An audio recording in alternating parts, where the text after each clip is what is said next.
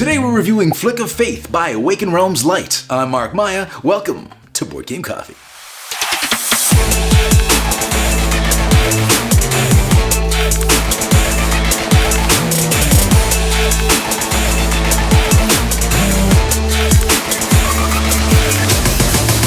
Flick of Faith is a 2 to 4 player family-friendly disc-flicking dexterity game with adorably illustrated gods, and brought to us by the same people who brought us this.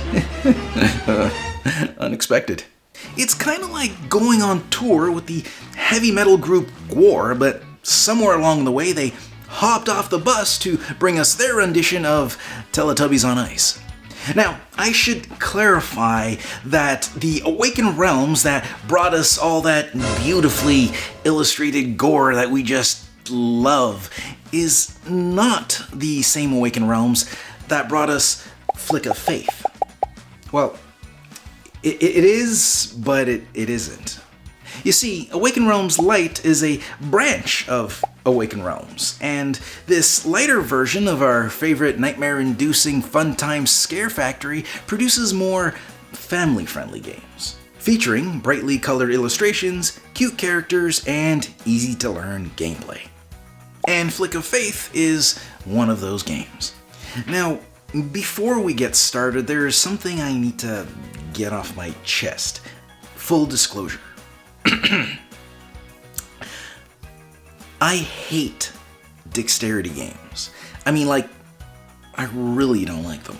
I understand that there's a lot of you out there that do, and there's absolutely nothing wrong with that. If you like it, you should do it.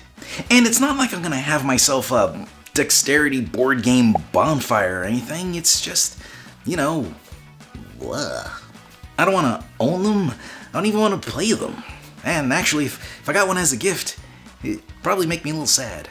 Actually, that's kind of what happened with Flick. I was literally handed this game by the CEO of Awaken Realms himself. And as much as I love Marcin, Marcin if you're watching, I was kind of bummed that the game I got from Awaken Realms was Flicky based. I mean, I'm a huge fan of Awaken Realms. Huge. But when I think Awaken Realms, I'm thinking Tainted Grail, Nemesis, Etherfields.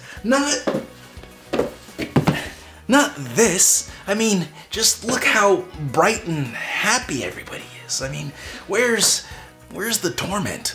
Where's the hideous clock tower constructed out of human remains, or the evil demon horse with a bloody foot for a face? No, sir, this is not my Awaken Realms. This is a mockery of all I hold dear.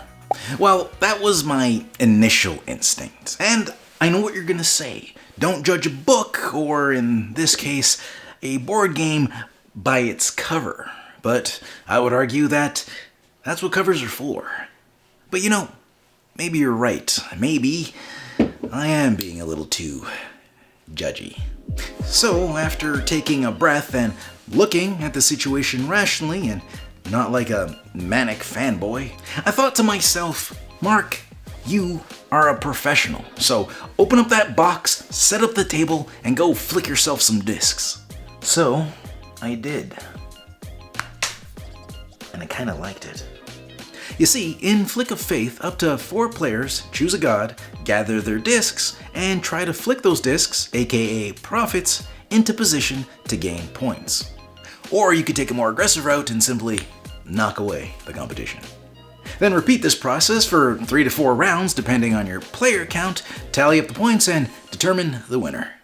Now, that's a very stripped down explanation of what Flick of Faith is, and if that's all it was, it would get really old really fast. But lucky for us, there's more. Let me show you. First, let's look at your discs. Every player gets a stack of these little wooden profits to flick around the neoprene mat, which in truth does make up the majority of what you do, like 99.9999% of what you do. But that's like saying sliding a puck across the ice is the majority of what you do in hockey. I mean, it is, but there's more. You'll also get 4 of these big old tall discs. These are your temples, and temples don't get flicked. But if you can manage to get your profits into these tiny little city circles, you can swap out your profit with a temple. And you can place that temple anywhere on the island, which makes for a pretty good blocker. What I like is that these temples aren't simply unmovable monoliths. I mean, they are a great deterrent, but they're not unfairly overpowered. A prophet with enough force could push a temple off into the ocean. But there's a good chance that, successful or not, the prophet themselves will either end up in the ocean, off the table entirely, or slamming into a bunch of other prophets, causing a bunch of discular chaos. But there's that little spark of excitement in that unpredictability, and there's a lot of good times to be had. I had a game where I was aiming to push one of my opponent's prophets into oblivion. My goal? 1 measly point. But in an unexpected turn of events, call it luck, call it fate, I missed my intended target and clipped my own temple instead, which sent me bouncing off to the right and slamming into 2 other opposing prophets, resulting in knocking them both off the mat, not only giving me presence on that island, but dominance as well, earning me 3 points instead of the 1 I was hoping for. It was a lot of fun watching it happen, and not just for me, even as the recipient of such a brutal turn of fate, you couldn't help but smile and laugh at the unexpected turn of events that physics had dealt us. It was pretty awesome. Although the way said feelings are expressed may vary from person to person. Oh, did you see that? You're a dick. Aside from your temples and prophets, you'll also get these larger Templar discs, but these don't come to an effect until a law comes into play that allows you to do so, which is kind of a bummer and seems to be a bit of a waste. I mean, it's cool when you break them out, no doubt, but it doesn't happen quite often enough. I would gladly welcome a few more laws that utilize these bigger discs. What are laws? Pull up a seat. Laws are basically different game rules that change up how you play. Some will have you flicking 2 discs at the same time, others will earn you extra points. And some will even have you flicking your discs with your eyes closed. It's madness, I tell you. Madness. But also a lot of fun. At the start of each round, players vote for one of 2 laws that are dealt from the top of this deck. Players then vote thumbs up or thumbs down for whichever law they want to pass. The law with the most votes wins and is officially in effect. In many cases, for the rest of the game. What I like about laws is that they change up your gameplay experience from one game to the next. Some of my favorite laws are ones that add to the play area. Like the law that lets the first player place this tornado token, which removes any prophets or temples that touch it. There's also one that introduces King Ape, this black disc with a monkey sticker on it. King Ape prevents people from gaining points on any island that he is currently on.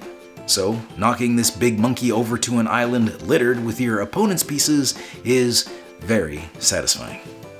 Nailed it! You're a dick. Now, there aren't that many different laws, but being that you vote on 4 per game, there are a lot of different combinations that help make up for it. But even so, I'd still like to see a little more variety, maybe in the option of a small, inexpensive expansion pack. The last gameplay mechanic I'd like to talk about is the gods themselves, or more specifically, their godlike powers. Or is it just god powers? Anyway, there are 8 gods to choose from, and each of those gods has their own unique ability. Like Zeus, who can build a temple on any island, regardless of what city his prophet landed in. Or Dagda, who uses this giant Hand of God token to deflect or stop incoming discs. Perfect for getting around corners or landing on those tricky to reach targets. There's also Ra, who gets this sweet little fatty Sphinx disc to replace one of these puny little prophet discs. Goodbye, temples. There's Freya, who charms your opponent's prophets into scoring for her side. Morrigan, who earns you points for opposing prophets that find themselves in the pit of despair. It's actually just the reserve pool, but pit of despair sounds so much cooler. Anubis gets to resurrect a fallen prophet. And there's even Tude, that allows you to use your weaker hand to flick your disc twice per shot.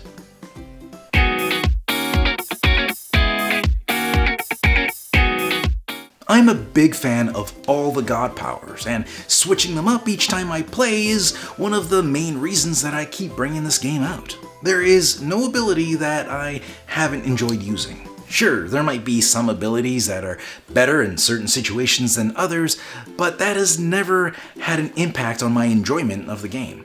Although there are at least 2 gods that I would just skip over when playing a 2-player game. Freya, whose power to win over the enemy is great, but is much trickier to pull off with fewer discs on the table, and therefore less useful. And Themis, whose power to break ties is great in a 4-player game, but a little too awesome in a 2-player game. I mean, you might as well just let her pick whatever law she wants, because no matter which way the vote goes, she's gonna get her way. Which kinda takes the fun out of the voting in a 2-player game. And honestly, I would just recommend not using her unless you have at least 3 players. So, between the different law combinations and god powers, there's enough variation in Flick of Faith to keep you interested and keep you playing. Not to mention that a game only takes about 30 minutes to play, so if you're having a bad game, it won't last long. Which is great for rubber matches, because if you're anything like the board game Coffee Crew, the losers are gonna want a rematch. As much as I like Flick of Faith's mechanics and variable player powers and laws, I don't want to understate the impact that these different sized discs bring to the table. Because having these bigger discs do give you a sense of power. From the moment you place it on the table, you get this surge of twisted satisfaction as your opponents quake in their boots at the mere thought of being the target of your wrath.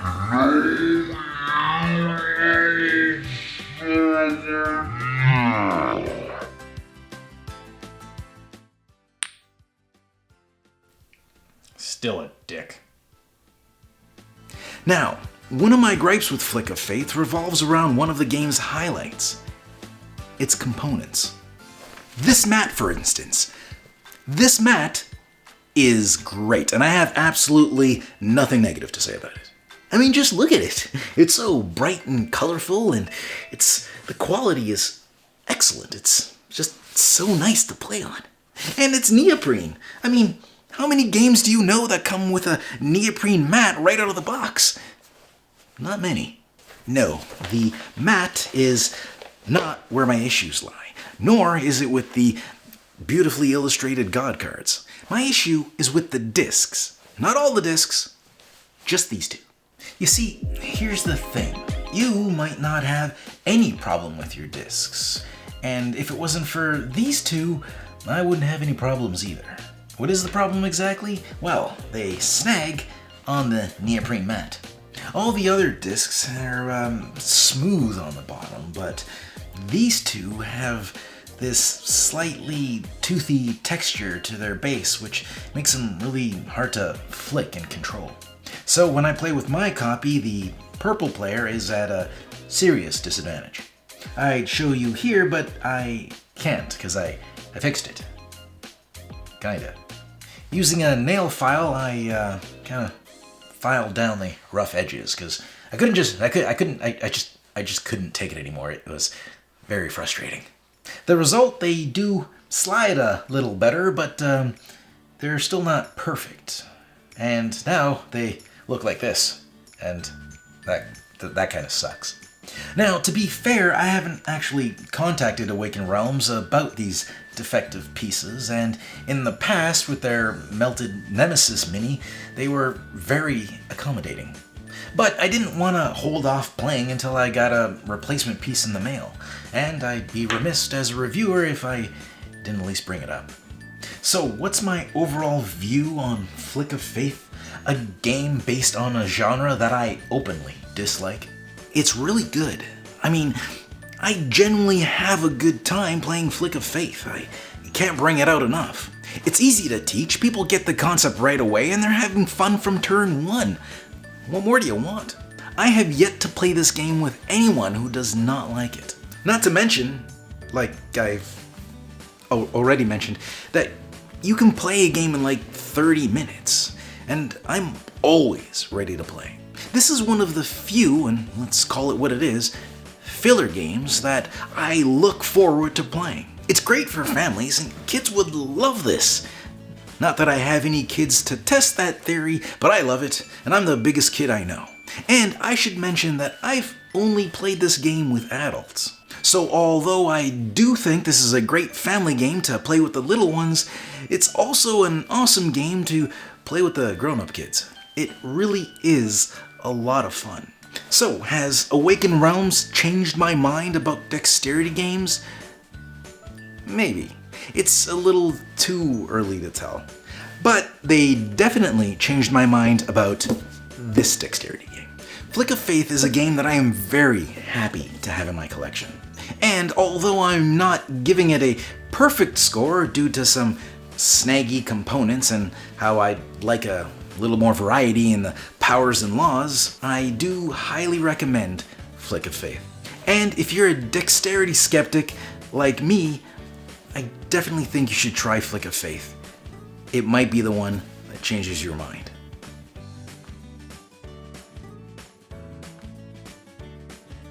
Thanks for joining us. If you like this video and you want to see more, subscribe to our channel. It's the best way to keep up to date with everything we do here at Board Game Coffee. But if you want to see more right now, we got plenty of videos to choose from. And if that's not enough, follow us on Instagram, Facebook, and Twitter. I'm Mark Maya, and this is Board Game Coffee. And remember, have fun, keep gaming, be social. See you next week.